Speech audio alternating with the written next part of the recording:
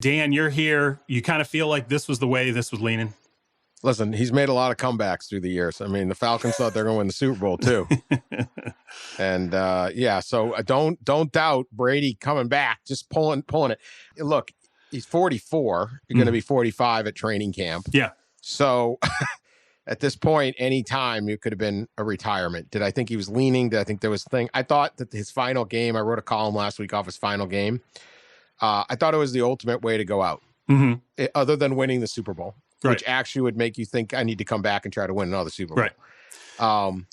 He led the team on a 27-3 comeback, tied the game, and then got beat on a last minute, basically bomb down the, broken coverage bomb and lost the game. I thought it was inevitable. It was sort of like, did he think he could come back and win a Super Bowl in Tampa Bay next year? I think it's a struggle. It's hard to win a Super Bowl. He said it. Only one team's happy. And then it's sort of like, well, then there was sort of this Hail Mary idea of what if the Niners want to move on from Garoppolo and bring him in for a year, and that, which is possible, but there's a lot of dominoes there. Look, he can end 109, I think, straight games he started. He hasn't missed a game due to injury since 2009. He's the current 44 years old. He's the current Ironman streak for quarterbacks. Crazy. Was it 365 victories, 35 in the playoffs, 7 Super Bowls, 22 years, all the different records.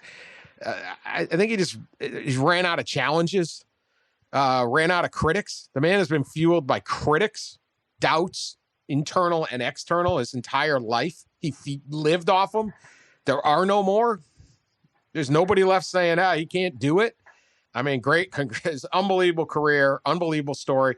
One of the greatest underdog stories of all time. And so it does not surprise me that he retired. It wouldn't have surprised me any of the last 2-3 years that he retired.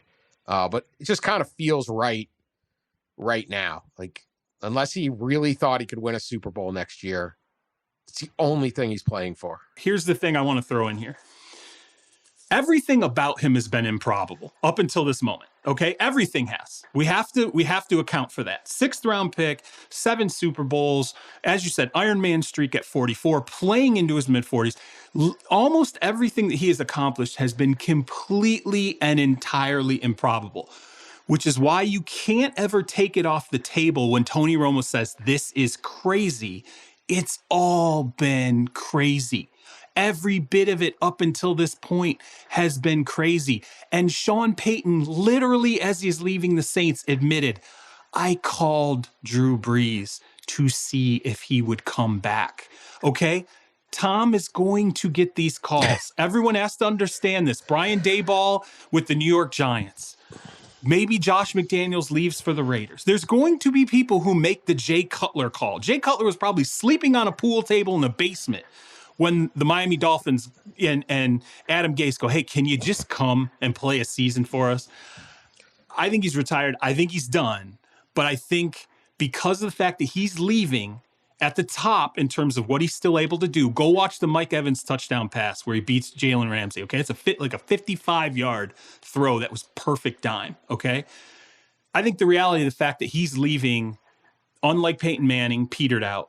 Unlike Drew Brees, where his arm was failing him, he wasn't quite what he was. I still think that the fact that Tom is leaving at the top is what will continue to drive that window and maybe leave the possibility that in a year, San Francisco might call or someone else might call and just go, hey, you know what, Tom? How about just one more? How about one more year, maybe? That's why I don't think Tony's crazy. I will grant you that. And we need content. We're not done with you, Brady. With Tom Brady returning. Tom Brady to the Cowboys next on First Take.